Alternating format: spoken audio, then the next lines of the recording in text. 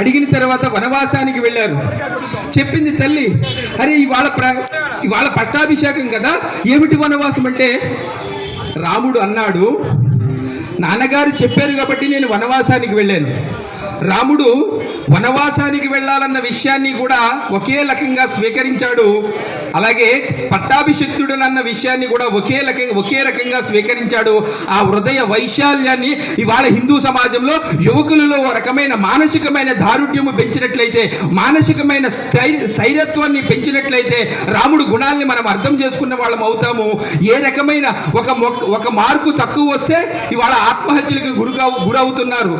ముంబై ఐఐటిలో చదువుకున్న విద్యార్థి 10వ తరగతికి 1 మార్కు తక్కువ వచ్చినదని ఇవాళ ఆత్మహత్యకి లోనయ్యాడు. అదే రాముడు యొక్క వ్యక్తిత్వాన్ని మనం అర్థం చేసుకున్నట్లయితే ఆత్మహత్యలకు గురి కాకుండా ఉండడానికి అవకాశం ఉంటుంది, హృదయ వైశాల్యంతో జీవించడానికి అవకాశం ఉంటుంది.